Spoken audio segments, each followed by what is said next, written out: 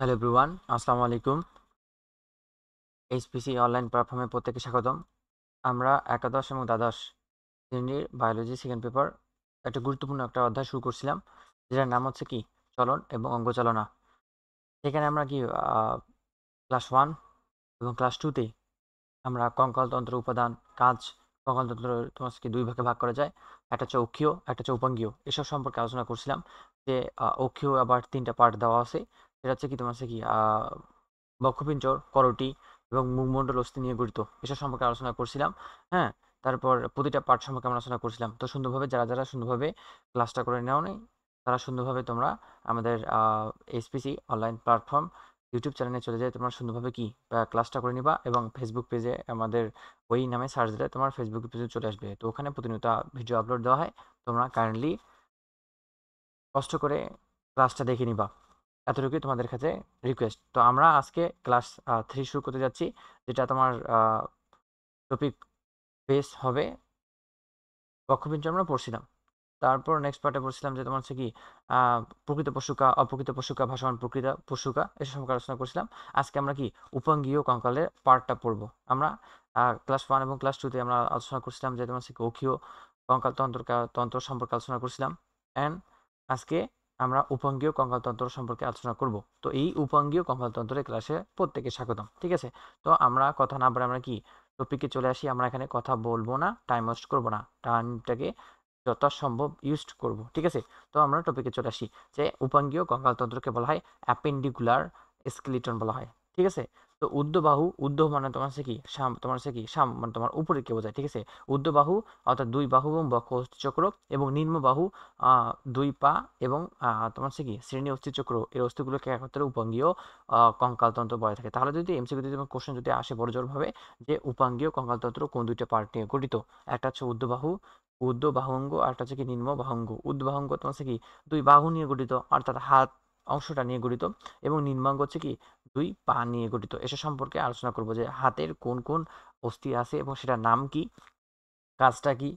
আহ, তারপর নিম্নাঙ্গ বাহু অর্থাৎ পাতে কয়টা অস্থি আছে, সেটার নামগুলো কি, ধরনগুলো আমরা কি সুন্দরভাবে আলোচনা করব। তো ঊর্ধ্বাঙ্গ অস্থিসমূহ এখানে আমরা চলে আসি যে বক্ষ অস্থিচক্র এবং ঊর্ধ্ববাহু নিয়ে ঊর্ধ্বাঙ্গ গঠিত। দেহের উভয় পাশে 32টি করে মোট 64টি অস্থি ঊর্ধ্ববাহু অন্তর্গত। তাহলে যদি এমসিকিউ যদি কোশ্চেন যদি এখানে চলে আসে যে তোমার ঊর্ধ্ব বাহু বা ঊর্ধ্বাঙ্গে কতটি করে অস্থি থাকে? 32টি করে মোট 64টি অস্থি থাকতে পারে, অর্থাৎ একটি পায়ে থাকে 32টি অস্থি, দুইটি পায়ে থাকে 32 গুণিত 2 অর্থাৎ 64টি থাকতে পারে। তো এখান থেকে আমরা কি সুন্দরভাবে এখান থেকে এতটুকু পড়ে নিব। তারপর আমরা চলে আসলাম যে বক্ষ অস্থিচক্রে চলে আসলাম, অর্থাৎ বক্ষ অস্থিচক্রে আমরা এখন কি চলে আসব যে মানুষের বক্ষ অস্থিচক্র 2 জোড়া অস্থি নিয়ে গঠিত। কয় জোড়া অস্থি নিয়ে গঠিত? 2 জোড়া। তাহলে এখানে কয়টি হবে? 2টি হবে। একটা হচ্ছে ক্লাভিকল, একটা হচ্ছে স্ক্যাপুলার। তো ক্লাভিকলটা সুন্দরভাবে ভাইয়া সুন্দরভাবে তোমার সাথে পড়াই দিবে, সুন্দরভাবে ভাইয়ের সঙ্গে পড়ে নিবা, নোট ডাউন করে নিবা। আমি যতটুকু দাঁড়াচ্ছি এমসিকিউর জন্য, সিকিউর জন্য এবং এডমিশনের জন্য অনেক অনেক ইম্পর্টেন্ট। তো ভাইয়ের সঙ্গে সুন্দরভাবে কি বইটা আন্ডারলাইন করে নিবা। আমরা গাজী আজমল স্যারের বইটা সুন্দরভাবে ধরে ধরে পড়বো। ঠিক আছে? তাহলে এখান থেকে এমসিকিউতে কোশ্চেন আসতে পারে যে মানুষের বক্ষ অস্থিচক্র কয় জোড়া অস্থি নিয়ে গঠিত? আহ 2 জোড়া অস্থি নিয়ে গঠিত, অর্থাৎ হ্যাঁ যা এক জোড়া হচ্ছে ক্লাভিকল, একটা হচ্ছে স্ক্যাপুলার। ঠিক আছে? অর্থাৎ এক জোড়া ক্লাভিকল, একটা হচ্ছে কি স্ক্যাপুলার। ঠিক আছে? এখান থেকে তোমরা পড়ে নেব। তারপর এটা হচ্ছে কি ক্লাভিকল চলে আসলাম, যে ক্লাভিকল দেখতে ইটালির এপের মতো বাঁকা অস্থি। এটাই মেডিকেল ভর্তি পরীক্ষা তোমার হচ্ছে কি 14 থেকে 15 সালে আসছিল। তো এটা তোমার অনেক অনেক ইম্পর্টেন্ট, যে তোমার তোমার মেইন পরীক্ষায় তোমার অনেক অনেক ইম্পর্টেন্ট, যে মেইন পরীক্ষায় এখানে চলে আসতে পারে যে তোমার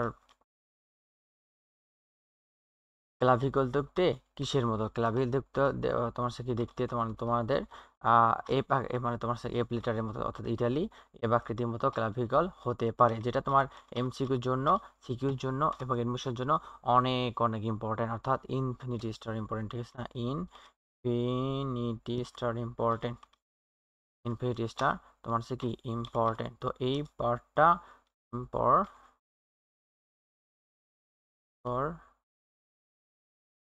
তো এই পার্টটা আমরা সুন্দরভাবে কি করব? সুন্দরভাবে আমরা মুখস্থ করবো, ঠিক আছে? এই পার্টটা আমরা সুন্দরভাবে অবশ্যই কি করবো, মুখস্থ করে নিব। তারপর এখানে কি বলছে চলো আসলে দেখি। অর্থাৎ এটি দেহ এবং দুই প্রান্তে যথা স্টার্নামে মেনুব্রেমে যুক্ত থাকে এবং তোমার হচ্ছে অ্যাক্রোমিয়াল প্রান্ত নিয়ে গঠিত হতে পারে। তাহলে এখান থেকে বড়জোর এভাবে এতটুকু মনে রাখবা যে তোমার মনে রাখতে হবে যে বড়জোর তোমার যদি মনে রাখতে চাও এখান থেকে এতটুকু মনে রাখতে হবে যে ক্লাভিকল দেখতে ইটালি এ প্রাকৃতিক মতো, যেটা এমসিকিউর জন্য সিকিউর জন্য মিশনের জন্য অনেক অনেক ইম্পর্টেন্ট। যদি অনেক অনেক ইম্পর্টেন্ট হবে, ঠিক আছে? তো আমরা কি করব, সুন্দরভাবে কি করবো, মুখস্থ করে নিব। তারপর এখানে কি বলছে চলো আসলে দেখি। আর তারপর এখানে বললো যে তোমার হচ্ছে কি মানে স্কাপুলার দেখতে চাপা ত্রিকোণের মতো। তাহলে যদি কোশ্চেন যদি আসে যে স্কাপুলার দেখতে কিসের মতো, ত্রিকোণাকার মতো। এটি একটি তোমার সম্মুখ বা কোস্টাল তল, একটি পশ্চাৎ তল, কোরাকয়েড প্রসেস, একটি অ্যাক্রোমিয়াল প্রসেস এবং গ্রিনয়েড গহ্বর নিয়ে গঠিত। তো এখান থেকে তোমার এগুলো তোমার ইম্পর্টেন্ট না, ততটা ইম্পর্টেন্ট না। তাও আমি সুন্দরভাবে দেখাই দিচ্ছি, সুন্দরভাবে তোমার হচ্ছে কি একবার রিডিং দিবা, হলেও একবার রিডিং দেওয়া। যেমন কোস্টাল তল হতে পারে, তারপর হচ্ছে কি কোরাকয়েড প্রসেস হতে পারে, এক্রিমাল হতে পারে, এবং তোমার হচ্ছে কি প্রসেস, এবং তোমার হচ্ছে কি গ্রিনয়েড গহ্বর হতে পারে। তো পার্টগুলো থেকে এখান থেকে পড়ে নিবা, এবং এখান থেকে এতটুকু পড়ে নিবা যে এটা হচ্ছে ত্রিকোণাকার অস্থি নিয়ে গঠিত। অর্থাৎ কোণাকার, ত্রিকোণাকার, চতুরাকার হবে, দ্বিআকার হবে, ত্রিকোণাকার হবে, অর্থাৎ তিনটা কোণা নিয়ে গঠিত হবে, ঠিক আছে? তারপর এখানে কি বলছে চলো দেখি। অর্থাৎ এখানে তারপর আমরা চলে আসলাম কি তোমার পশ্চাৎ সম্মুখতল পশুগুলোর দিকে মুখ করে থাকে, এতে সাবস্ক্যাপুলার ফসা নামে একটি অবতল অংশ থাকে। তো অবতল উত্তল আমরা যখন ফিজিক্সে যখন আমরা পড়বো যে দর্পণ দুই প্রকার, একটা অবতল দর্পণ, একটা উত্তল দর্পণ। হসৌতে উঁচু, হসৌতে উত্তল। তো উঁচুর অংশকে বলা হয় উত্তল এবং নিচুর অংশকে বলা হয় অবতল, ঠিক আছে? তো গ্রিনড গহ্বরে হিউমারাসের মস্ত আটকানো থাকে। এখান থেকে কিছু পড়ার দরকার নেই, জাস্ট গো ফর রিডিং, ঠিক আছে? যতটুকু তাই দিয়েছি ততটুকু মুখস্থ করে নিবা, বাকিটা মুখস্থ করার দরকার নেই। না এগুলো আসে তোমার সেকেন্ড মিশনে, না আসে তোমার সেগুলো সিকিউতে, কিন্তু প্রতিযোগিতামূলক তোমার হচ্ছে কি এক্সামে আসতে পারে। তারপর চলে আসলাম যে পশ্চাৎতলে স্ক্যাপুলার কাটা থাকে, যা স্ক্যাপুলার পশ্চাৎতলকে সু স্পাইনাস তাহলে কি এবং ইনফ্রা স্পাইনাস ভাষায় বিভক্ত করা হয়। তাহলে এখান থেকে এতটুকু এই দুইটা এমনিতে তোমার হচ্ছে কি গো ফর রিডিং দিয়ে দিবা যে এখানে সু প্রো স্পাইনাস থাকতে পারে এবং ইনফ্রা স্পাইনাস থাকতে পারে। শেষ।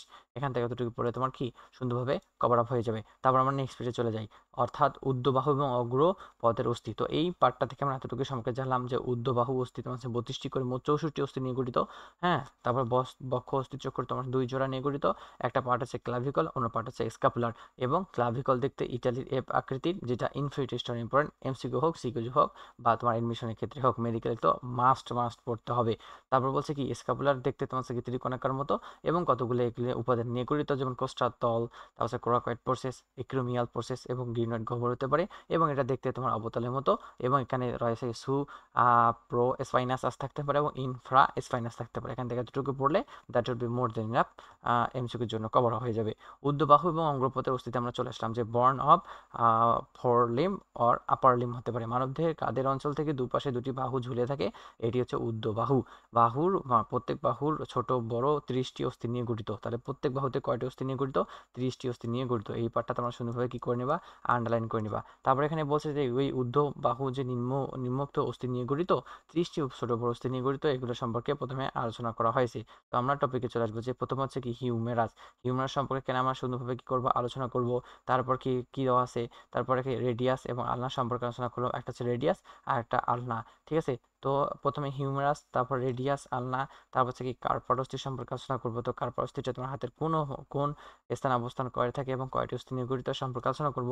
তারপর হচ্ছে কি মেটাকার্পাস সম্পর্কে আলোচনা করব, এবং তোমার হচ্ছে কি লাস্ট মোমেন্টে আমরা কি ফ্যালেঞ্জের সম্পর্কে আলোচনা করব, ঠিক আছে? অর্থাৎ এক পয়েন্টটা কোন তোমার হচ্ছে পয়েন্টগুলো ইম্পর্টেন্ট সুন্দরভাবে ভাইয়ের সঙ্গে পড়ে নিবা। তো আমরা অ্যাট ফার্স্ট আমরা কি হিউমেরাসে চলে আসি। যে হিউমেরাস ঊর্ধ্ববাহুর প্রথম অস্থিকে হিউমেরাস বলা হয়। এটি একটি লম্বা নলাকার হতে পারে, এর ঊর্ধ্ব প্রান্তে একটি মসৃণ গোল হেড বা মস্তক স্ক্যাপুলার গ্রিনয়েড গহ্বর প্রবিষ্ট থাকে। এছাড়াও আছে ছোট বড় টিউবারকল এবং এর মাঝখানে অ্যানাটমিক্যাল নেক বা গ্রীবা নামে একটি খাঁজ থাকতে পারে। তাহলে এখান থেকে বড় জোর এই ধরনের কোশ্চেন আসতে পারে যে তোমার টিউবারকল বা অ্যানাটমিক্যাল নেক বা গ্রীবা থাকতে পারে কোন অংশে, হাতের কোন অংশে, অর্থাৎ এখানে কি হাতের হিউমেরাস অংশে থাকতে পারে।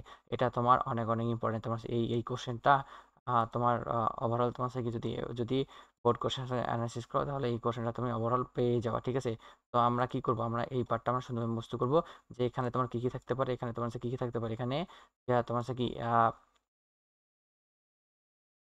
এখানে অ্যানাটমিক্যাল নেক, বা তোমার হচ্ছে কি অ্যানাটমিক্যাল নেক থাকতে পারে, অথবা গ্রিনড গহ্বর থাকতে পারে। তো আমরা এই পার্টটাতে হচ্ছে কি সুন্দরভাবে মুখস্থ করবো হিউমারাসের মধ্যে অবস্থান করে থাকে। ঠিক আছে, তারপর আমরা কি টপিকে চলে আসি, তারপর আমরা নেক্সট টপিকটা পড়বো। এখান থেকে এতটুকু মুখস্থ করবো, বাকিটা মুখস্থ করার কোনো মানে হয় না। তারপর এখানে বলছে অর্থাৎ কি কিউ টি করলে, অর্থাৎ টিউ বার বা বারকেলের নিচে যে সরু অংশ থেকে হিউমারাস মূল দেহ গঠিত, তাদেরকে বলা হয় সার্জিক্যাল গ্রিভা বলা হয়। তো সার্জিক্যাল গ্রিভা এখানে অবস্থান করে থাকে, অর্থাৎ অ্যানাটমিক্যাল গ্রিভ নেক বা গ্রীবা, সার্জিক্যাল গ্রীবা তোমার হচ্ছে কোথায় অবস্থান করে থাকে, সার্জিক্যাল গ্রীবা তোমার হচ্ছে কি এই হিউমারাসে অবস্থান করে থাকে। তারপর এখানে বলছে তোমার হচ্ছে কি কারণ দুর্ঘটনা অবশ্যই সচরাচর ফাটল ধরে মূল দেহের মধ্যভাগে পেশি সংযোগের জন্য খসখসে ডেল্টয়েড গ্রিস রয়েছে। এদের কিনারা নিম্ন প্রান্তে এসে ইপিকন্ডাইল গঠন করে। ইপিকন্ডাইলের নিচে কন্ডাইল থাকে, যা ক্যাপিচিলাম এবং ট্রাক্লিয়ার এর বিভক্ত। এখান থেকে কিছু পড়বো না, এগুলো আসে না, বেসিক্যালি এগুলো আসে না, তো আমরা পড়বো না। এখান থেকে এতটুকু মুস্ত করবা যে তোমার অ্যানাটমিক্যাল গ্রীবা বা তোমার হচ্ছে কি তোমার হচ্ছে অ্যানাটমিক্যাল নিক কোথায় থাকে, বা সার্জিক্যাল গ্রীবা হাতের কোন অংশে থাকে, হিউমারাস অংশে থাকে। তো এই যে এই পুরা পার্টটাকে বলা হয় হিউমারাস। তো এখান থেকে শুরু করে হাতের এই অংশকে বলা হয় হিউমারাস বলা হয়। তো এখান থেকে শুরু করে হাতের কোন অংশকে হিউমারাস বলা হয়, এখান থেকে শুরু করে হাতের এই পার্টটাকে বলা হয় হিউমারাস। ঠিক আছে, অর্থাৎ এই দেখো তোমার হাতের এই অংশটাকে বলা হয় হিউমারাস বলা হয়। তো হিউমারাস আমরা সম্পর্কে জানলাম।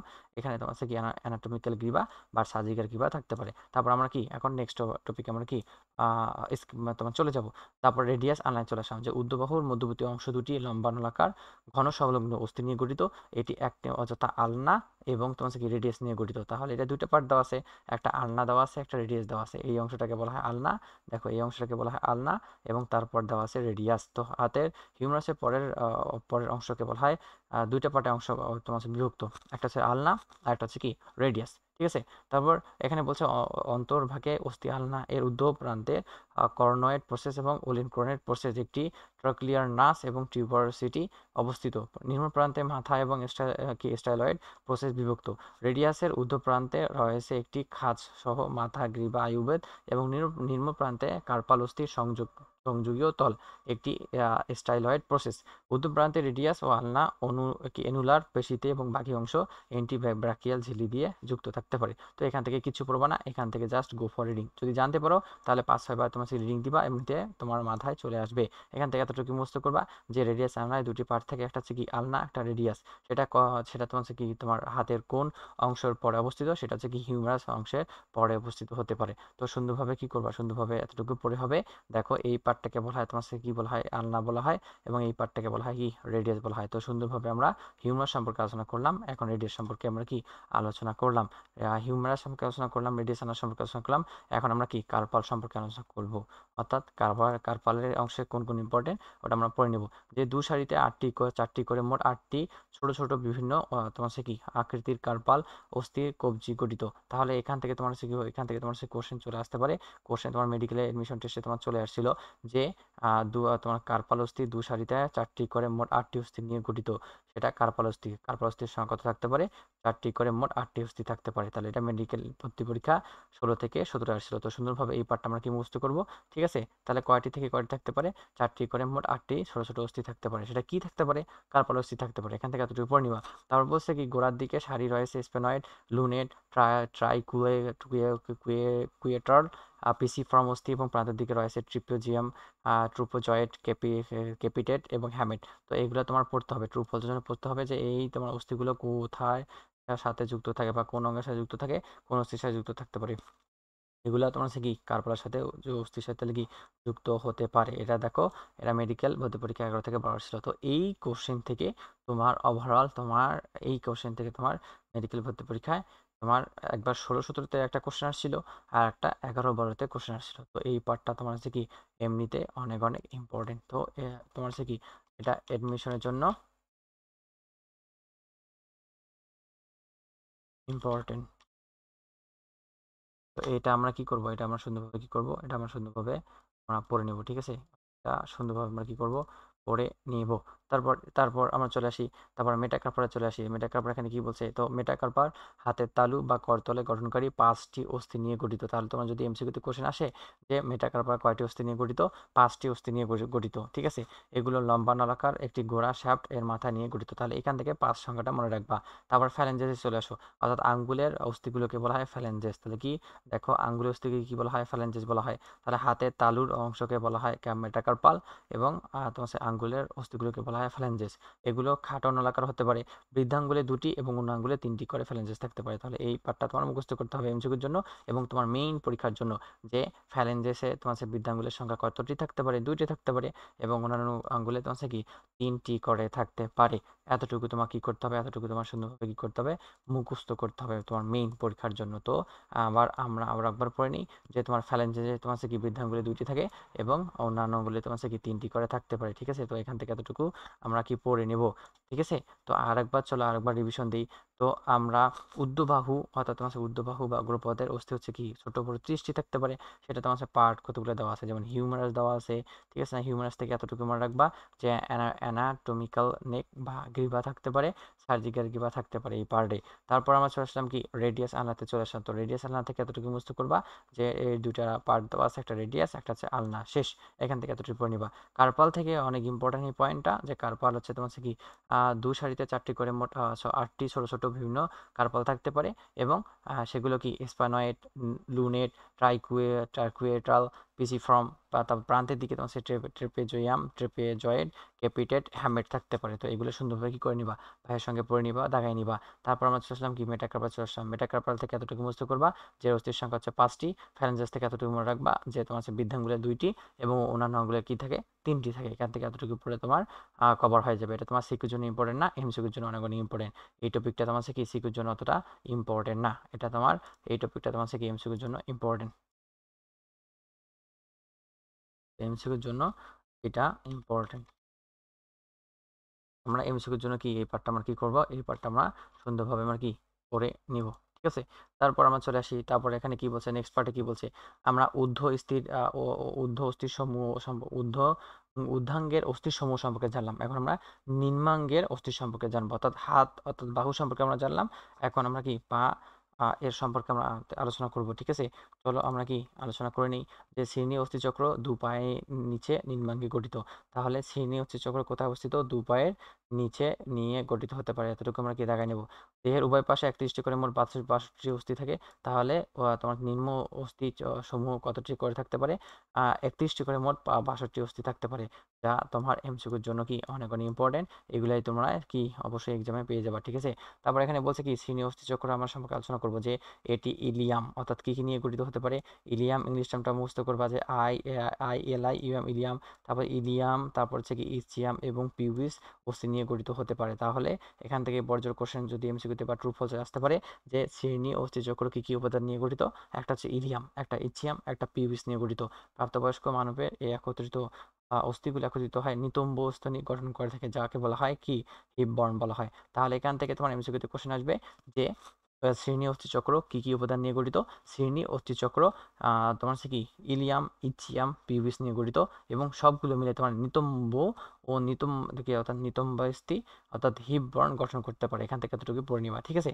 তারপর আমরা কি নেক্সট পেজে চলে যাই, যে এখানে তোমার কি দেওয়া আছে, সে ও তোমার শ্রেণী অস্থিচক্রের তোমার একটা তোমার কি দেওয়া আছে, চিত্র দেওয়া আছে। তো এই চিত্রটা সুন্দরভাবে তোমার কি করবা, সিকিউর জন্য কি সুন্দরভাবে ফিগার আপ করে নিবা। সিকিউতে তোমার কি আসবে, সিকিউর জন্য অনেক অনেক ইম্পর্টেন্ট। এটা এটা তোমার সিকিউতে তোমার ডায়াগ্রামের জন্য ইম্পর্টেন্ট, তোমাকে আঁকতে হবে,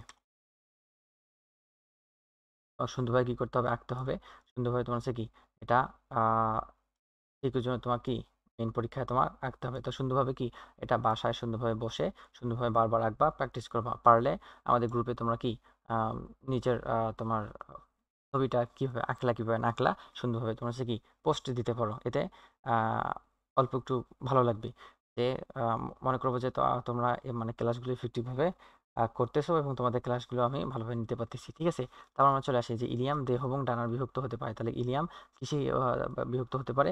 ইলিয়াম দেহের ডানা বিভক্ত হতে পারে, ঠিক আছে না। ডানার কিনারাকে বলা হয় ইলিয়াক ঝুঁটি, ক্রেস্ট বলা হয়। তো এখান থেকে এতটুকু মুখস্থ করবা, ততটা ইম্পর্টেন্ট না যে তোমার হচ্ছে কি এখান থেকে পড়ে নিবা যে ইলিয়াম দেহের ডানার বিভক্ত হতে পারে।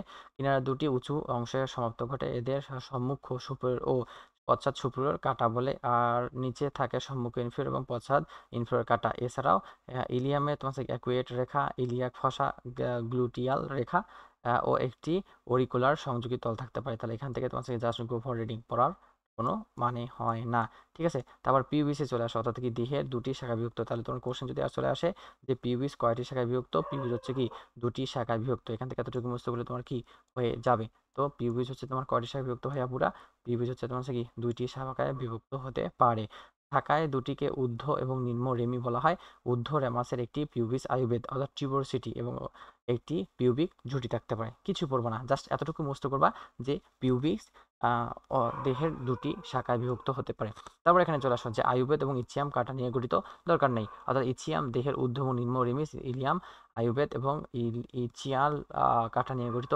কাটাটি বড় ইচিয়াল খাসকে ছোট থেকে পৃথক করে পিউবিস এবং ইচিয়াল রেমিস অবটুরেটর ছিদ্রকে বেষ্টন করে রাখে। ছিদ্রটির সময় প্রায় সম্পূর্ণরূপে যুজ টিস্যুতে আবৃত থাকে। ইলিয়াম ইচিয়াম পিউবিস সংযোগস্থলে এসিটাবুলাম নামে একটি অগভীর অংশ থাকতে পারে। তাহলে এখানে তোমার এতটুকু মনে রাখতে হবে যে ইলিয়াম ইচিয়াম পিউবিসে সংযোগস্থলে তোমার হচ্ছে কি তোমার এসিটাবুলাম কি নামক অগভীর অংশ থাকতে পারে। তাহলে কি এসিটাবুলাম নামক অগভীর অংশ থাকতে পারে কোথায়?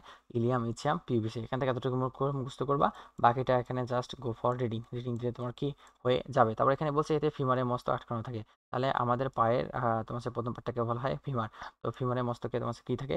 এসিটাবুলাম আটকানো থাকতে পারে। তাহলে শ্রেণী অস্থিচক্রর কাজ এখানে দেওয়া আছে, আমরা পড়ে নিব যে অস্থিকোটর, মূত্রাশয়, অন্ত্রের নিম্নাংশ প্রভৃতি অঙ্গে অবলম্বন দান করা, ভার বহন করা এবং সুরক্ষা করা শ্রেণীচক্রের কাজ। ফিমারের মস্তক এসিটাবুলামে যুক্ত থাকে। তাহলে যেটা আমরা পড়ে আসলাম যে তোমার ফিমারের মস্তক কোথায় যুক্ত থাকতে পারে? ফিমারের মস্তক তোমার কি এসিটাবুলামে যুক্ত পারে। তো যুক্ত থাকতে পারে। তো সুন্দরভাবে আমরা কি করব, এই পার্টটা আমরা কি করব, মুখস্থ করে নিব। কোথায় থাকতে পারে? ফিমারে থাকতে পারে। তারপর আমরা কি এটা পার্থক্য দেওয়া আছে। তো যে তোমার তোমার ফিজিক্স, কেমিস্ট্রি, বায়োলজি যাই হোক না কেন, তোমার ইন্টারমিডিয়েটে যে কোনো বই হোক, বইয়ের মধ্যে যে কোনো চ্যাপ্টারের মধ্যে যেগুলো বক্স থাকবে ওগুলো তোমার অবশ্যই এমসিকিউর জন্য, সিকিউর জন্য, এডমিশনের জন্য অনেক অনেক ইম্পর্টেন্ট। তো এই বক্সগুলো আমরা স্কিপ করবো না, সুন্দরভাবে ধরে ধরে পড়বো, ঠিক আছে। তো এই বক্সগুলো আমাদের জন্য কি আমাদের অনেক অনেক ইম্পর্টেন্ট হয় এই বক্সগুলো। দেখো, বক্সগুলো তোমার এমসিকিউ, হ্যাঁ, সিকিউ এবং এডমিশনের জন্য অনেক ইম্পর্টেন্ট। তো সুন্দরভাবে আমরা কি করব, এগুলো আমরা কি সুন্দরভাবে আমরা পড়ে নিব, ঠিক আছে। সুন্দরভাবে আমরা কি করব, ভাইয়ের সঙ্গে পড়ে নিব। এখানে কি বলছে চলো আমরা পড়ে নিই। যে তোমার এখানে বলছে পুরুষের শ্রেণীচক্রে তোমার পার্থক্য বলছে এবং মহিলার শ্রেণীচক্রে পার্থক্য বলছে। চলে আসি যে অস্থির গঠন, অর্থাৎ পুরুষের ক্ষেত্রে সেটা ভারী হতে পারে এবং আকারে ছোট হতে পারে। অপর দিকে তোমার মহিলার ক্ষেত্রে সেটা হালকা হতে পারে এবং আকারে ছোট হতে পারে। পয়েন্ট নাম্বার 1 আমরা শেষ করলাম। পয়েন্ট নাম্বার 2 হচ্ছে পেলভিক চিত্র। পেলভিক চিত্র পুরুষের ক্ষেত্রে ছোট কিন্তু নারীদের ক্ষেত্রে কি থাকে, বড় থাকতে পারে। Point number 3 sacrum. স্যাক্রাম থাকতে পারে পুরুষের ক্ষেত্রে সরু, নারীদের ক্ষেত্রে থাকতে পারে খাটো, প্রশস্ত এবং চ্যাপ্টা থাকতে পারে। পয়েন্ট নাম্বার 4 হচ্ছে তোমার পিউবিক সিমফাইসিস। তো তোমার পিউবিক সিমফাইসিস পুরুষের শ্রেণীচক্রের ক্ষেত্রে তোমার কি গভীর, আর মহিলাদের শ্রেণীচক্রের ক্ষেত্রে তোমার গভীরতর হতে পারে। তারপর এসিটাবুলাম, অর্থাৎ তোমার কি যে আমরা যে পড়ে আসলাম যে ফিমারের ক্ষেত্রে তোমার কি যুক্ত থাকতে পারে, এসিটাবুলাম থাকতে পারে। তো সেটা তোমার কি পুরুষের শ্রেণীচক্রের ক্ষেত্রে সেটা বড় হতে পারে, পার্শ্বীয় তোমার কি অভিমুখী হতে পারে, আর নারীদের ক্ষেত্রে সে ছোট হতে পারে এবং সম্মুখ অভিমুখী হতে পারে। তো এই পার্টটা আমরা কি সুন্দরভাবে আমরা কি করব, পড়ে নেব। কিসের জন্য পড়ে নেব?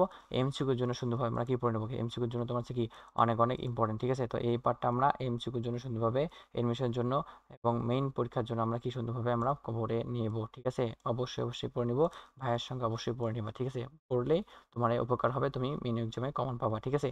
তারপর আমরা নেক্সট হচ্ছে কি বক্সে চলে যাই। নেক্সট বক্সে কি দেওয়া আছে? একটা ইলিয়াম দেওয়া আছে, একটা আইলিয়াম দেওয়া আছে। তো এর মধ্যে পার্থক্য দেওয়া আছে। তোমার ইলিয়াম মেরুদণ্ডী প্রাণী চিহ্নচক্রের একটি বিশেষ রূপ। তাহলে মেরুদণ্ডী প্রাণীর চিহ্নচক্রের একটি বিশেষ রূপ হতে পারে।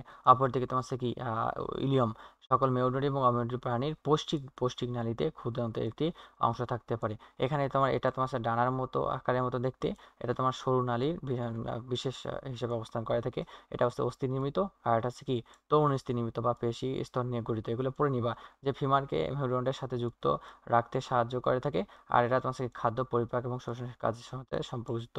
তাহলে তোমার পার্থক্য এখানে বলে দিতে পারে সিকিউতে, যে তোমার সে ILIUM এবং ILEUM এর মধ্যে পার্থক্য উল্লেখ করে। তো সুন্দরভাবে কি করবা, সুন্দরভাবে তোমার সে কি তোমার এখান থেকে তোমার সে কি সিকিউর জন্য সুন্দরভাবে প্রিপারেশন নিবা, যে সিকিউর জন্য এটা আসতে পারে এবং সেটা তোমার সে কি ট্রু ফলসের জন্য আসতে পারে। হুম, তো আমরা কি এই পার্টটা আমরা এই তোমার সিকিউর জন্য এবং ট্রু ফলসের জন্য আমরা কি সুন্দরভাবে আমরা কি করব, পড়ে নিব। তারপর আমরা কি নিম্ন বাহু এবং পশ্চাৎ পদের অস্থি সম্পর্কে আমরা কি এখন সুন্দরভাবে আলোচনা করবো, পার্টগুলো সম্পর্কে আলোচনা করব। চলো, যে তোমার হচ্ছে কি ফিমার, অর্থাৎ প্রথম পার্টটার নাম কি ফিমার বলা হয়।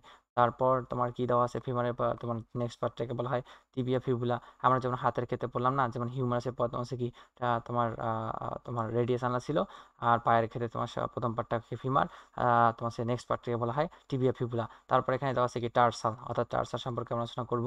ঠিক আছে, তারপর হচ্ছে মেটাটার্সাল সম্পর্কে আলোচনা করবো, আর লাস্ট মোমেন্টে আমরা কি ফ্যালেঞ্জার সম্পর্কে আলোচনা করবো, কয়টি অস্থি নিয়ে গঠিত এবং এক্সাক্ট কাজটা কি। তো আমরা চলে আসি যে তোমার ফিমারের মধ্যে চলে আসি, যে নিম্ন বাহুর প্রথম অস্থিকে বলা হয় ফিমার, অর্থাৎ পায়ের প্রথম বাহুকে কি বলা হয়, ফিমার বলা হয়। তাহলে যদি কোশ্চেন যদি তোমার এমসিকিউতে বা ট্রু ফলসে যদি বা মেইন পরীক্ষা যদি আসে যে নিম্ন বাহুর প্রথম অস্থিকে কি বলা হয়, নিম্ন বাহুর প্রথম অস্থিকে বলা হয় ফিমার। তো এতটুকু আমরা পড়ে নেব। মানবদেহের সবচেয়ে দীর্ঘ অস্থি বা মানবদেহের সবচেয়ে লম্বা অস্থি কোনটা, ফিমার। অর্থাৎ এখান থেকে এতটুকু পড়ে নিবা। এটা তোমার আসলে তোমার কি অনেক অনেক ইম্পর্টেন্ট, অনেক অনেক ইম্পর্টেন্ট এই কোশ্চেনটা তোমার অনেক অনেক ইম্পর্টেন্ট। তো সুন্দরভাবে কি করবা, এই কোশ্চেনটা অনেকবার স্টার চিহ্ন দিয়ে দিবা, এটা ভেরি ভেরি ইম্পর্টেন্ট। তোমার অনেকবার তোমার কি এডমিশন ক্ষেত্রে চলে আসছিল, বা তোমাদের এক্সামে মেইন এক্সামে চলে আসছিল, বোর্ড কোশ্চেন অ্যানালাইসিস করলে আমরা পেয়ে যাব, আমরা করব আস্তে আস্তে। তো মানবদেহের সবচেয়ে দীর্ঘ অস্থির নাম কি, ফিমার বলা হয়, অর্থাৎ নিম্ন বাহুর প্রথম অস্থিকে বলা হয় ফিমার। শেষ। এর ঊর্ধ্ব প্রান্তে একটি গোল হেড এবং গ্রীবা এবং ছোট ছোট ট্রো ক্যান্টার অবস্থিত। দেহটি শক্ত বর্ণাকার। এর পশ্চাৎতলে একটি অমসৃণ যুক্ত থাকতে পারে নিম্ন প্রান্ত দুটি কন্ডাল বিশিষ্ট, দুই কন্ডালের মাঝখান থেকে অন্তঃকন্ডাল ছিদ্র প্যাটেলা সংযোগতল এবং দুপাশে একটি করে ইপিকন্ডাল নামে সামনে উঁচু থাকতে পারে। তাহলে এখান থেকে তোমার কিছু পড়ার দরকার নেই, এখান থেকে তোমার এতটুকু মনে রাখবা যে তোমার হচ্ছে মানবদেহের সবচেয়ে দীর্ঘ তোমার অস্থির নাম কি, ফিমার, এবং নিম্নবাহুর প্রথম অস্থিকে কি বলা হয়, ফিমার বলা হয়। ফিমারের প্রান্তকে প্যাটেলা বলা হয়। তো এই পার্টটাকে বলা হয় ফিমার, এবং এই যে তোমার ছিদ্রটাকে বলা হয় প্যাটেলা। ঠিক আছে, অর্থাৎ এই ছিদ্রকে কি বলা হয়, প্যাটেলা বলা হয়। দ্বারা আমি অন্য কালি দিয়ে তোমাদের আইডেন্টিফাই করে দিই। তো এই যে অর্থাৎ তোমার এই পার্টটাকে বলা হয় ফিমার বলা হয়। ঠিক আছে, আর এই যে তোমার যে এই গোল চিহ্ন এখানে আসে তোমার প্যাটেলা, অর্থাৎ এটাকে কি বলা হয়, প্যাটেলা অংশ বলা হয়। আর এই পার্টটাকে বলা হয় ফিমার। তো মানবদেহের সবচেয়ে বড় হলো দীর্ঘ অস্থি। ঠিক আছে, তারপর এখানে কি বলছে, চলে আসো যে এরপর এখানে কি বললো, এরপর এখানে বলছে যে তোমার হচ্ছে কি নিম্ন বাহুর তোমার এখানে বলছে যে এ নামে একটি প্রায় ত্রিকোণাকার অস্থি অবস্থিত, প্যাটেলা একটি সিসোময়েড অস্থি। তাহলে যদি ট্রু ফলস যদি এমসিকিউতে আসে, আমি যদি এক্সাম নিই, তাহলে এখানে এইটা কোশ্চেন থাকবে যে প্যাটেলা কোন ধরনের অস্থি, সিসাময়েড অস্থি। কারণ এর উৎপত্তি পেশির টেন্ডনে থাকে। প্যাটেলার পশ্চাৎভাগে ঊর্ধ্বাংশে ফিমারের সাথে এবং নিম্নাংশে টিবের সাথে যুক্ত থাকতে পারে।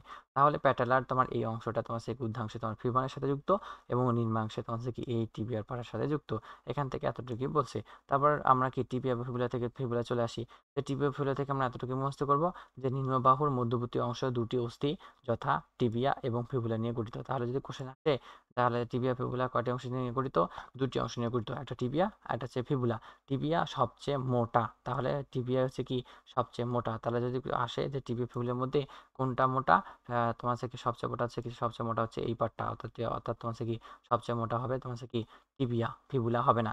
এর ঊর্ধ্ব প্রান্তে দুটি কন্ডাল, একটি অন্তঃকন্ডাল স্ফীতি ফিমারের সাথে সংযুক্ত হওয়ার জন্য, দুটি সংযোগতল এবং পেশি সংযোগের জন্য টিউবারোসিটি বহন করে। টিবিয়া দেহ ত্রিধার বিশিষ্ট, এর সম্মুখ কিনারা ঝুঁটি নামে পরিচিত। নিম্ন অর্থাৎ টিবিয়া নিম্ন প্রান্তে মেডিওলাস নামে দুপাশে উঁচু রয়েছে, এতে ট্যালাস এর সাথে যুক্ত হওয়ার জন্য সংযোগী তল রয়েছে। জাস্ট এখান থেকে গো ফর রিডিং দিবা, আহামরি এখানে ইম্পর্টেন্ট না, পড়েও লাভ নাই, এগুলো আসে না, কত তো কঠিন কঠিন এমসিকিউ আসবে না। যে এখান থেকে এতটুকু মুখস্থ করবা যে টিবিয়া ফিবুলা দুটি অংশ নিয়ে গঠিত, একটা টিবিয়া একটা ফিবুলা, যার মধ্যে টিবিয়া হচ্ছে সবচেয়ে মোটা এবং ফিবুলা হচ্ছে সবচেয়ে খাটো। এখানে এতটুকু বলছে যে তোমার সে টিবিয়া দেখতে যষ্টির মতো দেখতে, তাহলে এটা কিন্তু অনেক অনেক ইম্পর্টেন্ট। যদি কোশ্চেন যদি আসে যে টিবিয়া দেখতে কিসের মতো, টিবিয়া দেখতে তোমার সে কি যষ্টির মতো, তাহলে টিবিয়া দেখে কিসের মতো হতে পারে, টিবিয়া দেখতে তোমার সে কি যষ্টির মতো হতে পারে। তো এই পার্টটা সুন্দরভাবে আমরা কি করব, মুখস্থ করে নিব। যে তোমার চলে আসতে পারে যে টিবিয়া দেখতে তোমার সে কি কিসের মতো, টিবিয়া দেখতে তোমার সে কি যষ্টির মতো হতে পারে। অন্যদিকে তোমার সে কি তোমার সে তোমার টিবি সরি ফিবুলা দেখতে যষ্টির মতো এবং টিবিয়া দেখতে তোমার সে কি অনেকটা মোটা হতে পারে। ঠিক আছে, তাহলে এখানে এতটুকু বলছে এর মস্তক চোখা ধরনের, ঊর্ধ্ব প্রান্তে টিবিয়া সংযোগের জন্য একটি সংযোগ তল আছে, নিম্ন প্রান্তে থেকে মেলিওলাস থাকতে পারে। তো নিম্ন প্রান্তে কোনটা থাকতে পারে, মেলিওলাস থাকতে পারে, এতটুকুই দেখাই নিবা।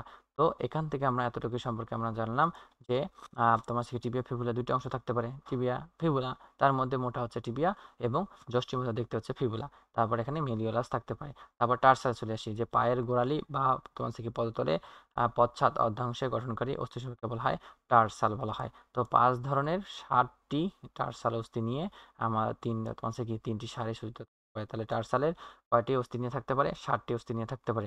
টার্সালগুলো হচ্ছে তোমার সে কি একটা ট্যালাস থাকতে পারে, একটা ক্যালকেনিয়াস থাকতে পারে। তো ট্যালাস, ক্যালকেনিয়াস, কিউবয়েড, তারপর হচ্ছে কি নেভিকুলাম এবং 3টি করে কোনিফার্ম থাকতে পারে। এটা মেডিকেল তোমার হচ্ছে কি ভর্তি পরীক্ষা 12তে চলে আসছিল।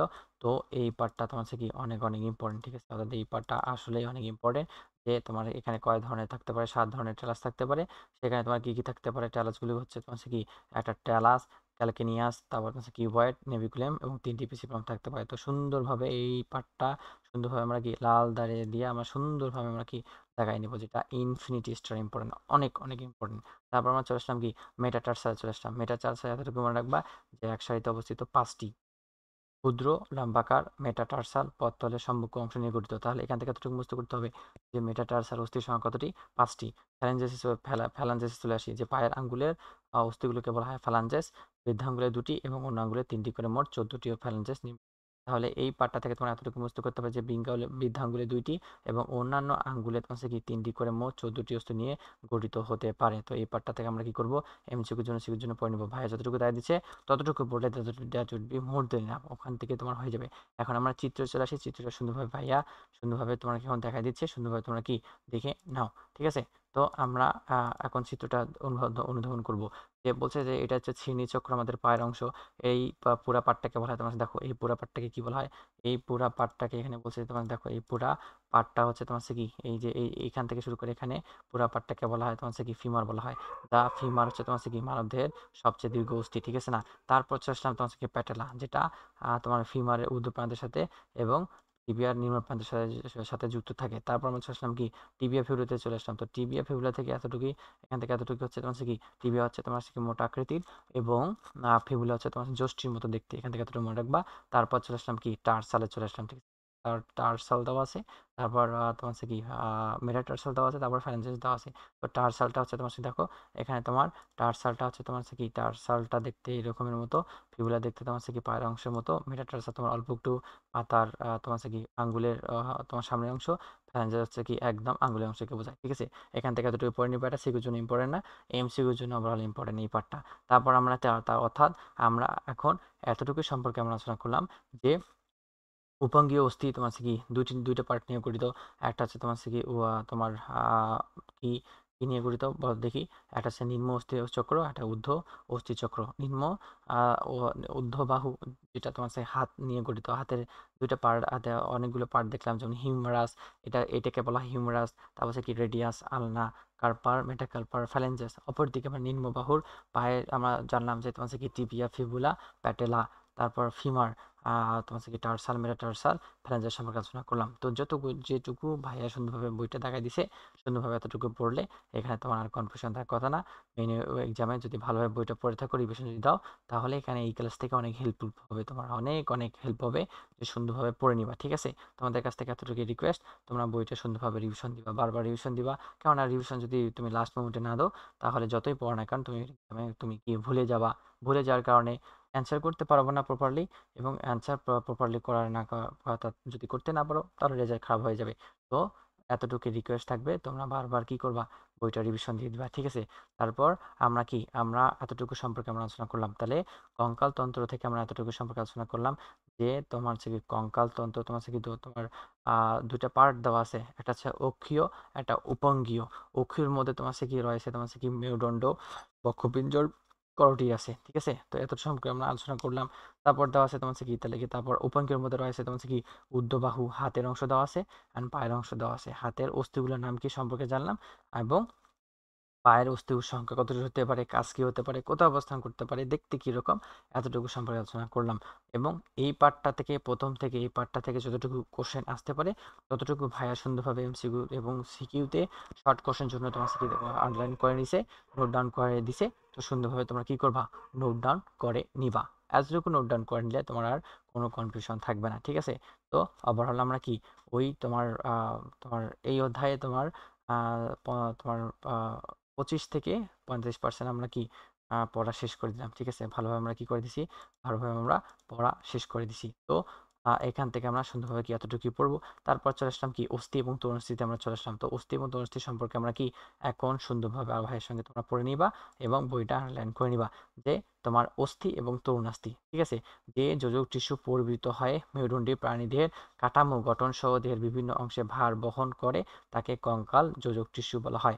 ম্যাট্রিক্স এবং কোষের গঠন অনুযায়ী কঙ্কাল যোজক টিস্যু দুই প্রকার, একটা হচ্ছে অস্থি আর একটা হচ্ছে তরুণাস্থি। অস্থিকে বলা হয় বর্ন, তরুণাস্থিকে বলা হয় কার্টিলেজ। তো এখান থেকে এতটুকুই আমরা পড়ে নেব। তারপর অস্থির আমরা সম্পর্ক বৈশিষ্ট্য সম্পর্কে আলোচনা করব, যে মাতৃকা এবং ম্যাট্রিক্সের জৈব উপাদানের সাথে ক্যালসিয়াম কার্বনেট, তারপর কি বলছে এখানে, calcium carbonate, calcium phosphate, calcium chloride জাতীয় যে অজৈব লবণ জমা হয়, যে সুদৃঢ় ভারী টিস্যু গঠিত হয় তাকে বলা হয় অস্থি বলা হয়। তো অস্থির সংখ্যাটা যদি এখান থেকে পড়তে চাও তাহলে পড়বা, আর যদি পড়তে যদি কনফিউশন লাগে বা ভালো না লাগে তাহলে তুমি তোমার নিজ গাইড থেকে পড়ে নিবা বা নিজ সহায়ক বই থেকে পড়ে নিবা। তারপর আমরা কি বৈশিষ্ট্য চলে আসি। তো এই বৈশিষ্ট্য ওভারঅল তোমার কি এমসিকিউর জন্য, সিকিউর জন্য, তারপর মেইন এক্সামের জন্য তোমার অনেক অনেক ইম্পর্টেন্ট, তোমার এসএসসি এক্সামের জন্য, তারপর প্লাস তোমার এমসিকিউর জন্য, হ্যাঁ, তারপর তোমার কি সিকিউর জন্য, প্লাস তোমার কি এডমিশনের জন্য অনেক অনেক ইম্পর্টেন্ট। তো এই পার্টটা আমরা কি করব, সুন্দরভাবে আমরা পড়ে নেব। যদি তোমার ইম্পর্টেন্ট দিক দিয়ে খেয়াল করি তাহলে এটাই তোমার হচ্ছে কি 10 স্টার ইম্পর্টেন্ট। এটাই কি হবে ভাইয়া পুরা, এটা হচ্ছে কি 10 স্টার ইম্পর্টেন্ট। তো সুন্দরভাবে আমরা কি এই টপিকটা আমরা কি পড়ে নিব। তো চলো আমরা কি পড়ে নিই। তো আমরা পড়াতে চলে আসি, যে এখানে এতটুকু পড়বো যে অস্থির বৈশিষ্ট্য পড়বো, যে পেরিওস্টিয়াম নামক দ্বিস্তরীয় আবরণে আবৃত থাকতে পারে। তাহলে এটাই 5 স্টার ইম্পর্টেন্ট একটা টপিক, যে বলবে যে অস্থি কোন পর্দা দিয়ে আবৃত থাকতে পারে। অস্থি পেরিওস্টিয়াম পর্দা দিয়ে আবৃত থাকতে পারে। মাতৃকা নাম অনামনীয় হতে পারে, এটা আবার নামনীয় না। অস্থিতিস্থাপক, এটা কিন্তু স্থিতিস্থাপক না, কঠিন প্রকৃতি হতে পারে। তাহলে এখান থেকে তোমার ট্রু ফলস আসতে পারে, যে তোমার অস্থির মাতৃকা অনমনীয়, স্থিতিস্থাপক এবং কঠিন প্রকৃতি হতে পারে। মাতৃকা জৈব পদার্থের পরিমাণ হচ্ছে 40% এবং অজৈব উপাদান বা পদার্থ থাকতে পারে। তোমার কি অস্থিকোষে কত পার্সেন্ট থাকতে পারে, 60% থাকতে পারে। তাহলে এই 3 নাম্বারটা এক্সট্রা হয়ে তোমার কি আন্ডারলাইন করে নিবা এবং দাগায় নিবা, গোল চিহ্ন দিবা, যে মাতৃকায় জৈব পদার্থের পরিমাণ কত পার্সেন্ট থাকতে পারে। মাতৃকায় জৈব পদার্থের পরিমাণ থাকতে পারে তোমার কি 40%, এবং অজৈব পদার্থ বা অস্থিকোষ পরিমাণ থাকতে পারে 60% থাকতে পারে। এখান থেকে আমরা এতটুকু মুস্ত করে নেব। 4 নম্বর পয়েন্টে চলে আসি, যে জৈব পদার্থের মধ্যে কোলাজেনেস তন্তু এবং অ্যাসাইন নামক মিউকোপলিস্যাকারাইড থাকে। তো এই তোমার 4 নম্বর পয়েন্টটা পড়ার দরকার নেই। অজৈব পদার্থের মধ্যে ক্যালসিয়াম ফসফেট থাকতে পারে। তাহলে অজৈব কত পার্সেন্ট ওখানে ছিল, আমরা পড়ে আসলাম 60% ছিল। তার মধ্যে ক্যালসিয়াম ফসফেটের পরিমাণ কত পার্সেন্ট, 85.62, তোমার কি অর্থাৎ কি 85.62%। এবং ক্যালসিয়াম কার্বনেট সেখানে থাকতে পারে এবং ক্যালসিয়াম ক্লোরাইড থাকতে পারে। ক্যালসিয়াম ক্লোরাইড কত পার্সেন্ট থাকে ভাইয়া পুরা, 3.57% থাকতে পারে। এবং ম্যাগনেসিয়াম ফসফেট কত পার্সেন্ট থাকতে পারে, 1.57% থাকতে পারে। তো এই পার্টটা আমরা কি সুন্দরভাবে মুখস্থ করে নেব, এটা ইম্পর্টেন্ট, ঠিক আছে। তারপর 6 নম্বর পয়েন্টে চলে আসি, যে মাতৃকায় 4 ধরনের অস্থিকোষ থাকতে পারে। তাহলে কোশ্চেন যদি এমসিকিউতে আসে বা ট্রু ফলসে যদি আসে বা শর্ট কোশ্চেন যদি আসে, এভাবে আসবে যে মাতৃকোষে কয় ধরনের অস্থিকোষ ছড়ানো থাকে বা তৈরি হয়। 4 ধরনের অস্থিকোষ ছড়ানো থাকতে পারে। একটা হচ্ছে তোমার কি অস্টিও প্রোজেনিটর কোষ, অস্টিওব্লাস্ট, ক্লাস্ট, সাইট, ঠিক আছে। তো আমরা সুন্দরভাবে কি করব, আমরা বাংলাটাও জানি নেব, ইংলিশ টার্মটা এডমিশনের জন্য আমরা মুখস্থ করে নিব। যে একটা হচ্ছে অস্টিও প্রোজেনিটর, 2 নম্বর হচ্ছে তোমার কি অস্টিওব্লাস্ট, 3 নম্বরটা দেওয়া আছে তোমার অস্টিওক্লাস্ট, এবং 4 নম্বর পয়েন্টটা দেওয়া আছে অস্টিওসাইট। তো সুন্দরভাবে এইটা আমরা কি ট্রু ফলসের জন্য বা এমসিকিউর জন্য সুন্দরভাবে আমরা কি করব পড়ে নেব। তারপর এখানে কি বলছে দেখো, প্রাণীর দেহে সবচেয়ে শক্ত ভঙ্গুর প্রকৃতি যোজক টিস্যু। তাহলে এইখান থেকে আমরা এতটুকু সম্পর্কে জানলাম যে অস্থির বৈশিষ্ট্য সম্পর্কে জানলাম, যেটা তোমার সিকিউতে এমসিকিউর জন্য অনেক অনেক ইম্পর্টেন্ট। ঠিক আছে, সিকিউতে তোমার শর্ট কোশ্চেন বলে দিবে যে অস্থির বৈশিষ্ট্য উল্লেখ করো, তাহলে আমরা এখান থেকে আমরা এতটুকুই পড়ে নেব। ঠিক আছে, তো আমরা আরেকবার রিভিশন দিই, ভাইয়ের সঙ্গে আমরা আরেকবার রিভিশন দিই। চলো, ভাইয়ের সঙ্গে যতবার রিভিশন দিবা ততবার তোমার রিভিশন হয়ে যাবে। যে অস্থি তোমার কোন পদে দিয়ে আবৃত থাকে? অস্থি হচ্ছে তোমার কি পেরিস্ট্রিয়াম পদে দিয়ে আবৃত থাকতে পারে। অপরদিকে তোমার কি তরুণস্থি পেরিকর্ডিয়াম অস্থি নিয়ে আবৃত থাকতে পারে। এটা কি কি হতে পারে? এটা তোমার কি নামনীয় হতে পারে, অস্থিত হতে পারে এবং কঠিন ভঙ্গুর প্রকৃতি হতে পারে। এখানে জৈব পদার্থের উপাদান থাকতে পারে 40%, অজৈব উপাদানে থাকতে পারে 60%। সেই অজৈবের মধ্যে তোমার কি কি থাকতে পারে? ক্যালসিয়াম থাকতে পারে। ক্যালসিয়াম ফসফেটের পরিমাণ তোমার কি 25.62%, এবং তোমার কি ক্যালসিয়াম কার্বনেট সেখানে থাকতে পারে এবং ক্যালসিয়াম ক্লোরাইডের পরিমাণ সেখানে থাকতে পারে 3.57%, এবং ম্যাগনেসিয়াম ফসফেট থাকতে পারে 1.75% থাকতে পারে। এবং এখানে তোমার এখানে কয় ধরনের কোষ তোমার কি খরিত হয়? এখানে 4 ধরনের কোষ ছড়ানো দিয়ে থাকতে পারে। একটা হচ্ছে অস্টিও প্রোজেনিটর কোষ, তারপর দেওয়া আছে তোমার কি অস্টিওব্লাস্ট এবং অস্টিওক্লাস্ট এবং অস্টিওসাইট সম্পর্কে আমরা কি আলোচনা করলাম। তো এটা তোমার সুন্দরভাবে এটা এই পার্টটা আমরা কি পড়ে নিব মেডিকেলের জন্য। ওভারঅল কি মেডিকেলের জন্য তোমার ওভারঅল তোমার এটা কিন্তু ইম্পর্টেন্ট। ঠিক আছে, যদি বলতে চাই যে এটা কিসের জন্য ইম্পর্টেন্ট, এটা কিন্তু তোমাদের মেডিকেল অর্থাৎ কি মেডিকেলের এক্সামের জন্য কি অনেক অনেক ইম্পর্টেন্ট। যারা মেডিকেলে পড়তে চাও বা প্রিপারেশন নিতে চাও তাদের ক্ষেত্রে এটা অনেক অনেক ইম্পর্টেন্ট। মেডিকেল হোক ডেন্টাল হোক অনেক অনেক ইম্পর্টেন্ট। তো এই পার্টটা আমরা কি বলবো সুন্দরভাবে আমরা কি করব পড়ে নিব, বা ভাইয়ের সঙ্গে সুন্দরভাবে কি করে নেব কনসেপ্ট ক্লিয়ার করে নেব। ঠিক আছে, তারপর আমরা কি চলে আসি নেক্সট পয়েন্টে চলে এসেছি। তারপর অস্থির প্রকারভেদ সম্পর্কে আমরা আলোচনা করব, যে অর্থাৎ অস্থি হচ্ছে তোমার দুই প্রকার হতে পারে, যে উপাদান ঘনত্ব এবং দৃঢ়তা গঠনের ভিত্তিতে অস্থিকে কয় ভাগে ভাগ করা যায়? দুই ভাগে ভাগ করা যায়। একটা নিড় অস্থি বা শক্ত অস্থি, ঠিক আছে, বা কঠিন অস্থি। একটা হচ্ছে স্পঞ্জি অস্থি বা নরম অস্থি। তাহলে উপাদানের ঘনত্ব, দৃঢ়তা, গঠনের উপর ভিত্তি করে অস্থিকে কয় ভাগে ভাগ করা যায়? দুই ভাগে ভাগ করা যায়। একটা হচ্ছে নিরেট অস্থি, একটা হচ্ছে স্পঞ্জি অস্থি। এখান থেকে আমরা সুন্দরভাবে পড়ে নেব। নিরেট অস্থি কি, বা একে বলা হয় কর্টিক্যাল অস্থি বলা হয়। তো এখান থেকে আমরা কি এখন সুন্দরভাবে আমরা কি পাঠটা সুন্দরভাবে পড়ে নেব। তো চলে পড়ে নেই। অর্থাৎ এগুলো দৃঢ়, নিরেট এবং ভঙ্গুর প্রকৃতি। মানবদেহের কঙ্কালতন্ত্রের মোট ওজনে 80% হচ্ছে নিরেট অস্থি বা শক্ত অস্থি। আমাদের দেহে ম্যাক্সিমামে তোমার সব অস্থি শক্ত শক্ত, তাই একে নিরেট অস্থি বলা হয়। এবং এর পার্সেন্টেজ হচ্ছে তোমার কি 80% নিরেট অস্থি থাকতে পারে। এখান থেকে এতটুকু মুছতে করবা, এমসিকিউ জন্য মুছতে করবা। নিরেট অস্থি ম্যাট্রিক্সের কতগুলো স্তরে? 5 থেকে 15টি বিন্যস্ত। তাহলে কতটি স্তরে বিন্যস্ত? 5 থেকে 15টি স্তরে বিন্যস্ত। 10 থেকে 15টি হবে না, 5 থেকে 15টি হবে। এদেরকে কি বলা হয়? এদেরকে একত্রে লিমিলি বলে। লিমিলি একটি সুস্পষ্ট নালী, চারিদিকে চক্রাকার বিন্যস্ত। কেন্দ্রীয় নালী কি? নালীটি হচ্ছে হ্যাভার্সিয়ান নালী। তাহলে তোমার কি লিমিনির নালীর কেন্দ্রের দিকে অবস্থান করে থাকে হ্যাভার্সিয়ান নালী। প্রত্যেক হ্যাভার্সিয়ান নালী একে বেষ্টনকারী লেমিনার সমন্বয়ে একটি তন্ত্র গঠন করে, তাকে বলা হয় হ্যাভার্সিয়ান তন্ত্র। এই টার্মগুলো মুখস্থ করবা। একে আবার ওস্টিয়ন বলা হয়। শেষ। তারপর আবিষ্কারক ক্লিপটন হ্যাভারসন, তোমার কি এর নাম অনুসারে এর নামকরণ করা হয়েছে।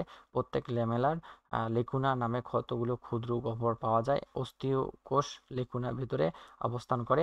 প্রত্যেক লেকুনার চারদিক থেকে সূক্ষ্ম কতগুলো নালিকা বেরিয়ে, এদেরকে ক্লানিকুলি বলা হয়। তো এই টার্মগুলো মুখস্থ করবা, যে ক্লানিকুলি, হ্যাভার্সিয়ান তন্ত্র, হ্যাভার্সিয়ান নালী। তারপরে এগুলো কিসের সঙ্গে যুক্ত? তোমার সেকেন্ড ইয়ার অস্থির সাথে যুক্ত হতে পারে। এসব নালিকার মাধ্যমে একটি হ্যাভার্সিয়ান তন্ত্র বিভিন্ন লিকুনা পরস্পরের সাথে যোগাযোগ রক্ষা করে। অস্থির অভ্যন্তরে হ্যাভার্সিয়ান নালীগুলো পরস্পরের আড়াআড়ি নালী দিয়ে যুক্ত থাকে। এসব নালীকে বলা হয় ভ্যাক্সম্যান ক্যানাল বলা হয়। হ্যাভার্সিয়ান তন্ত্রগুলো অন্তর্বর্তী স্থানে কঠিন মাত্রিক এবং অস্থিকোষ উপস্থিত থেকে অস্থির সুদৃঢ় অস্থি। অস্থির কেন্দ্রস্থলে যে গহ্বর থাকে তাকে বলা হয় মজ্জা গহ্বর বলা হয়। তো এখান থেকে এতটুকু মুখস্থ করবা, যে অস্থির কেন্দ্রস্থলে যেটা থাকে সেটা হচ্ছে কি মজ্জা গহ্বর।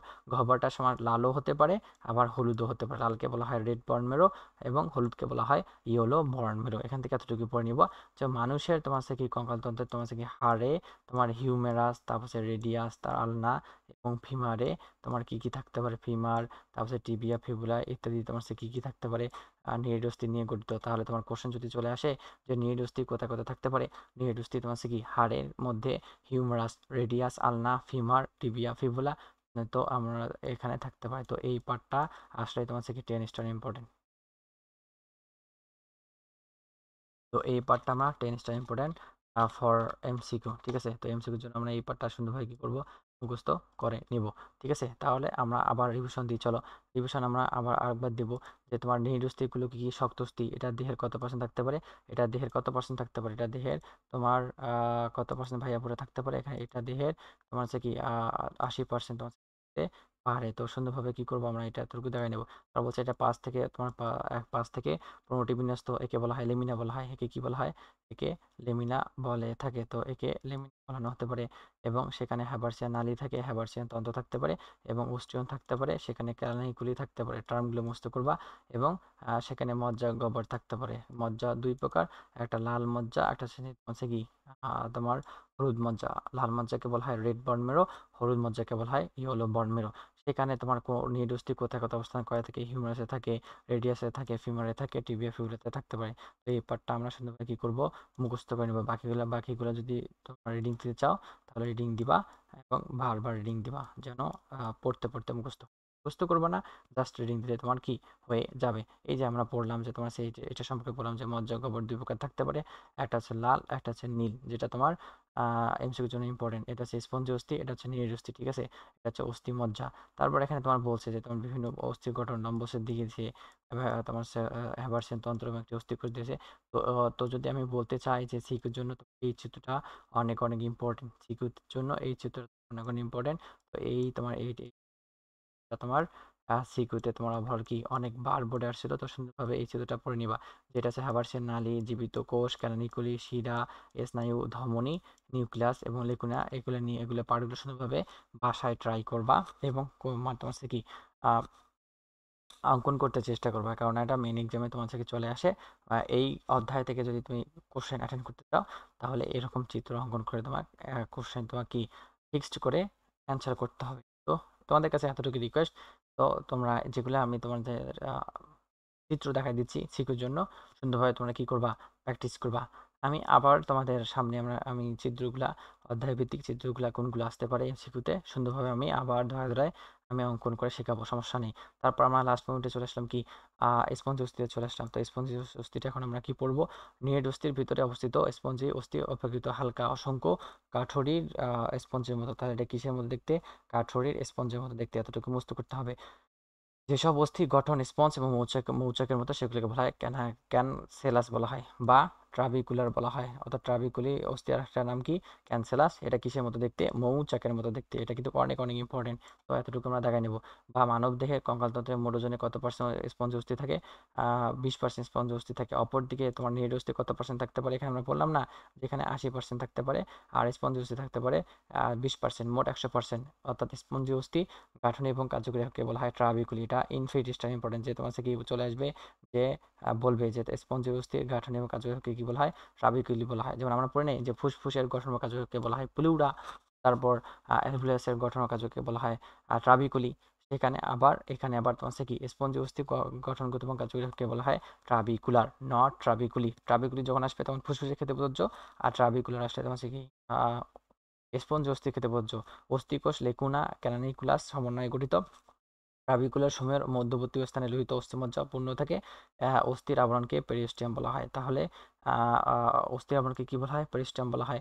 এবং তরুণস্থির আবরণকে বলা হয় পেরিকর্ডিয়াম। ট্রাবিকুলার প্রবেশ করে অস্থির কোষগুলোকে পুষ্টি সরবরাহ করে। স্পঞ্জি অস্থিতে ক্যালসিয়াম লবণের পরিমাণ থাকে প্রচণ্ড পরিমাণে থাকতে পারে। তাহলে কি স্পঞ্জ অস্থিতে কি কোনটা থাকতে পারে, ক্যালসিয়াম থাকতে পারে। স্তন্যপায়ী করটি, চাপা হাড়, বড় অস্থি, প্রান্তভাগ, পাখিদের তোমার কি সকল ধরনের স্পঞ্জ অস্থি থাকতে পারে, ঠিক আছে। তো শিশুদের প্রায় সকল অস্থি কি থাকে, তোমার স্পঞ্জ অবস্থায় থাকতে পারে, নরম থাকতে পারে এবং বয়স বা সাথে সাথে সাথে কি নিউরো অস্থিতে পরিণত হয়। তো আমরা স্পঞ্জ অস্থি থেকে কতটুকু পড়লাম, আরেকবার সুন্দরভাবে কি করবো, ভাইয়ের সঙ্গে রিভিশন দেবো। যে স্পঞ্জি অস্থি তোমার কিসের মতো দেখতে, কাঠুরি যুক্ত মতো দেখতে। তারপর এটা তোমার মৌচাকের মতো দেখতে। তারপর ক্যানাল ক্যাচ থাকতে পারে এবং ট্রাবিকুলি অস্থি একে আরেকটা নামে ডাকা হয়, ঠিক আছে। তারপর এখান থেকে এতটুকু পড়বো যে মানব দেহে কঙ্কালতন্ত্রের মোট ওজনে 20% স্পঞ্জি অস্থি থাকতে পারে এবং সেখানে গাঠন এবং কার্যকরীকে বলা হয় ট্রাবিকুলি এবং সেখানে হচ্ছে কি অস্থি আবরণকে বলা হয় পেরিস্টিয়াম এবং তরুণস্থি আবরণকে বলা হয় পেরিকর্ডিয়াম। সেটা তোমার চাপা হাড় এবং তোমার কি প্রান্তভাগ, মধ্যভাগ ইত্যাদি থাকতে পারে। পাখিদের সকল অস্থি স্পঞ্জ অস্থি এবং শিশুদের প্রায় সকল অস্থি কি স্পঞ্জ অস্থি। বয়স বাড়ার সাথে সাথে এই স্পঞ্জ অস্থি তোমার আস্তে আস্তে কি নিরেট অস্থিতে পরিণত হয় এবং সেখানে অস্থিতে প্রচুর বিভিন্ন পরিমাণে কি থাকতে পারে, ক্যালসিয়াম আয়ন থাকতে পারে। তো ভাইয়ের সঙ্গে এতটুকু সুন্দরভাবে কি করব, আমরা সুন্দরভাবে ভাইয়ের সঙ্গে এতটুকু সুন্দরভাবে আস্তে আস্তে কি দেখাই নেব, ঠিক আছে। তারপর আমরা চলে আসলাম কি কতগুলো অস্থি সম্পর্কে আলোচনা করবো এখন। যে লম্বা অস্থি আছে, খাটো ক্ষুদ্র অস্থি আছে, এবং কি চাপা অস্থি আছে, অনিয়মিত অস্থি এবং বায়ুপূর্ণ অস্থি উপস্থিত। তো লম্বা অস্থির মধ্যে আমরা সুন্দরভাবে কি করবো, উদাহরণগুলো মুখস্থ করব। যে যেসব অস্থির মধ্যভাগ নলাকা, প্রান্তগুলো স্ফীতকার অস্থির সন্ধি নিয়ে অন্য অস্থির সাথে যুক্ত থাকে এবং নলাকার অংশের কেন্দ্রে অস্থিমজ্জা পূর্ণ থাকে, সেগুলোকে বলা হয় লম্বা অস্থি। এগুলো এক্সাম্পলগুলো মুখস্থ করতে হবে, বলে দিবে, ডিরেক্ট বলে দিবে এমসিকিউতে যে লম্বা অস্থির উদাহরণ হিসেবে কোনটি। একটা হিউমারাস হতে পারে, একটা ফিমার হতে পারে। হিউমারাস থেকে হাতে, ফিমার থেকে পায়ে। তারপর খাটো অস্থিতে চলে আসলাম, যে খাটো অস্থি তোমার হচ্ছে কি তোমার যে সব অস্থি আকৃতি ক্ষুদ্র হলেও যথেষ্ট দৃঢ় হওয়ায় বেশি চাপ সহ্য করার ক্ষমতা সম্পূর্ণ, সেগুলোকে বলা হয় খাটো বা ক্ষুদ্র অস্থি বলা হয়। যেমন করতল এবং পদতলে অস্থি হতে পারে। তাহলে করতল পদতলে অস্থিকে কি বলা হয়, খাটো অস্থি বা ক্ষুদ্র অস্থি বলা হয়। তারপর চাপ অস্থিতে চলে আসো, অর্থাৎ যেসব অস্থি বিশেষ প্রয়োজনে বড় হয়ে থালা আকৃতি ধারণ করে, কিসে আকৃতি ধারণ করে, প্লেট বা থালার আকৃতি ধারণ করে, তাকে বলা হয় চাপা অস্থি বলা হয়। তো চাপা অস্থির উদাহরণ হচ্ছে কি স্ক্যাপুলার হতে পারে, পশুকা হতে পারে, স্টারনাম হতে পারে, করোটি হতে পারে এবং প্যারাইটাল অস্থি হতে পারে। তো সুন্দরভাবে আমরা এই কয়টা পার্ট কি সুন্দরভাবে মুখস্থ করে নেব, যে চাপা অস্থির উদাহরণগুলো কি কি হতে পারে, স্ক্যাপুলার, পশুকা, স্টারনাম, করোটি, প্যারাইটাল। ভাইয়া পুরা সুন্দরভাবে পড়ে নিবা। তারপর অনিয়মিত অস্থিতে চলে আসো, যে একটি শ্রেণীর অস্থির মধ্যে যখন আকৃতিগত বৈসাদৃশ্য দেখা যায় তখন সেটাকে অনিয়ত তোমার থেকে অস্থি বলা হয়। যেমন কি কাশিকা হতে পারে। তো এখান থেকে এতটুকু মুক্ত করব। বায়ুপূর্ণ অস্থিতে চলে আসো, যে মানব দেহে যেসব অস্থি বায়ুপূর্ণ, স্থানযুক্ত, রক্তপূর্ণ, গহ্বরযুক্ত এবং প্রত্যক্ষ বা পরোক্ষভাবে নাসা গহ্বরের সঙ্গে যুক্ত থাকে, তাদেরকে বলা হয় বায়ুপূর্ণ অস্থি বলা হয়। তো বায়ুপূর্ণ অস্থি কোথায় থাকতে পারে, মানুষের চোয়ালে, মেঘজিলায় থাকতে পারে, যেটা তোমার থেকে ফুসফুসে বাতাস প্রবেশ করার পর এবং গ্রহণ করার আগে সেটা বায়ুপূর্ণ অস্থি নামে সেটা কি যুক্ত থাকতে পারে। তাহলে এই পার্টটা থেকে আমরা সুন্দরভাবে আর একবার রিভিশন দিয়ে আমরা পড়ে শেষ করে দিই। তো রিভিশনে যদি চলে আসি, তাহলে এখান থেকে এতটুকু বুঝতে করবা যে লম্বা অস্থি তোমার উদাহরণগুলো কি কি হতে পারে, হিউমারাস, ফিমার হতে পারে। খাটো অস্থি তোমার থেকে উদাহরণ কি কি হতে পারে, একটা করতল এবং পত্তল হতে পারে। চাপা অস্থির উদাহরণগুলো কি কি হতে পারে, স্ক্যাপুলার, পশুকা, করোটি, প্যারাইটাল অস্থি এবং স্টার্নাম হতে পারে। সেটা কিসের আকৃতি হতে পারে, থালার আকৃতি হতে পারে। তারপর অনিয়মিত অস্থি কি উদাহরণ কি, কাশরুকা। বায়ুপূর্ণ অস্থি উদাহরণ কি, উপরে চোয়াল। তো এই পার্টটা তোমার এমসিকিউর জন্য অনেক অনেক ইম্পর্টেন্ট, তো পড়ে নিবা। তারপর চলে আসলাম কি নিহিড অস্থি এবং স্পঞ্জ অস্থির মধ্যে আবার রিভিশন দিই, আবার পার্থক্য এখানে যেহেতু বলে আছে সেহেতু রিভিশন দিই। যে চলো, যে তোমার হ্যাভারসিয়ান তন্ত্র নামক গহ্বর তোমার এককে গঠিত, আর অপর দিকে স্পঞ্জ অস্তু তোমার সেই ট্রাভিকুলার গহ্বরের নামে গঠিত হতে পারে। পয়েন্ট নাম্বার 1 শেষ। এটা তো পয়েন্ট নাম্বার 2 হচ্ছে তোমার কি, এটা ঘন হতে পারে, ভারী হতে পারে এবং তোমার কি মজবুত ধরনের হতে পারে। আর এটা কি হতে পারে, এটা পাতলা, হালকা এবং অসংখ্য বায়ুকোটরি স্পঞ্জের মতো নরম হতে পারে।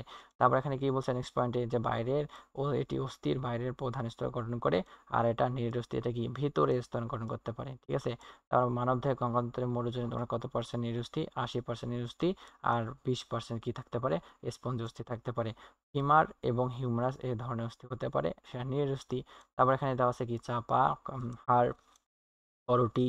তারপর বলছে বড় অস্থি, হ্যাঁ, প্রান্তভাগ, পাখিদের ও সকল অস্থি হচ্ছে কি এক ধরনের স্পঞ্জ অস্থির উদাহরণ। তো এই পার্টটা সুন্দরভাবে আমরা কি পড়বো, সুন্দরভাবে এমসিকিউর জন্য পড়বো। তারপর হচ্ছে কি মেডিকেল এডমিশনের জন্য পড়বো, সিকিউর জন্য পড়বো এবং ট্রু ফলসের জন্য কি পড়ে নিব। আমরা যেমন এই তোমার এই বক্সটা আমরা পড়লাম না, যে তোমার কোথায় যেন পড়লাম, এই যে এই বক্সটা পড়লাম, এটা এটা যেমন আমরা সুন্দরভাবে পড়ছি, ওটাও আমরা সুন্দরভাবে কি করবো, বক্সটাতে আমরা কি করে নিব, বক্সটা আমরা সুন্দরভাবে আমরা পড়ে নিব, ঠিক আছে।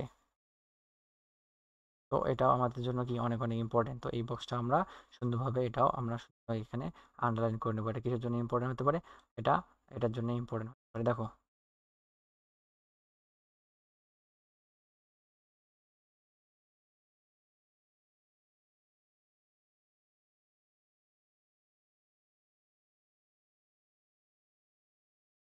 তো এই বক্সটা আমরা সিকিউর জন্য এমিশনের জন্য আমরা কি করব, সুন্দরভাবে আমরা কি করব, পড়ে নেব।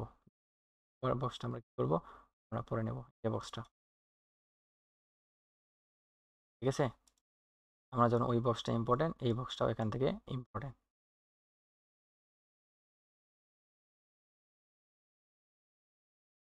সুন্দরভাবে আমরা কি করব, এই বক্সটা আমরা পড়ে নেব।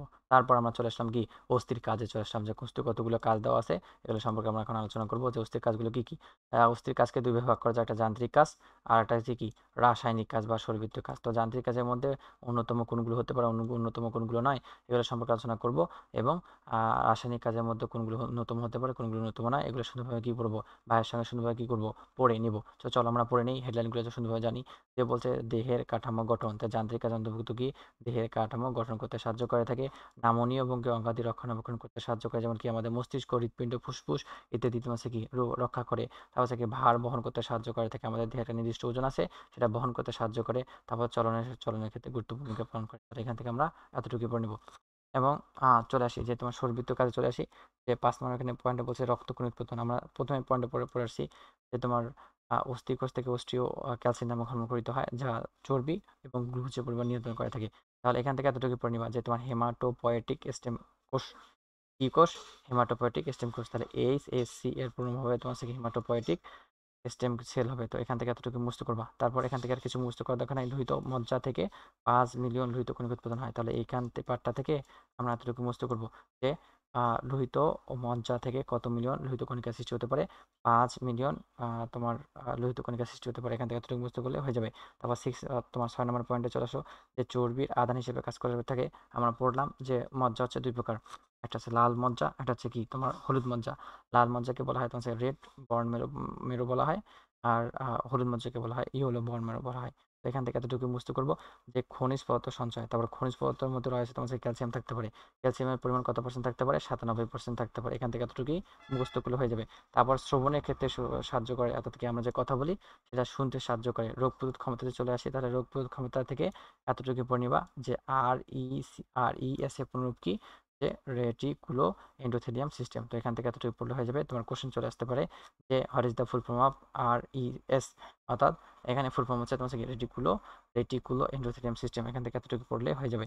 তারপর হরমোন নিয়ন্ত্রণে তোমার ভূমিকা এখানে দেওয়া আছে যে অস্থিকোষ থেকে অস্টিওক্যালসিন নামক গঠিত হয়, যেটা আমরা আগে পার্টে পড়ে আসছি, যেটা গ্লুকোজের পরিমাণ এবং চর্বির পরিমাণ নিয়ন্ত্রণ করে থাকে। তো এই হেডলাইনগুলো আমরা কি করব, সুন্দরভাবে আমরা কি পড়ে নিব। সুন্দরভাবে পড়ে নিলে তোমার আর কনফিউশন থাকার কথা না। তো এখান থেকে আমরা কি এতটুকু সম্পর্কে আমরা আলোচনা করলাম আজকের এই পার্টে। তো অতি শীঘ্রই নতুন পার্ট আমরা আলোচনা করব, তোমার অস্থির সম্পর্কে আলোচনা করব, তো অস্থির সম্পর্কে আলোচনা করব, অস্থির প্রকারভেদ সম্পর্কে আমরা কি নেক্সট পার্ট আলোচনা করব। তো এখান থেকে এতটুকুই আজকের ক্লাসে। তোমার সুন্দরভাবে ভাইয়ের সঙ্গে বইটা সুন্দরভাবে দেখাই নিবা, এবং কোনো সমস্যা থাকলে অবশ্যই পেজে জানাবা। তো আজকে এতটুকুই, সুন্দরভাবে পড়াশোনা করো, সুস্থ থাকো, আল্লাহ হাফেজ।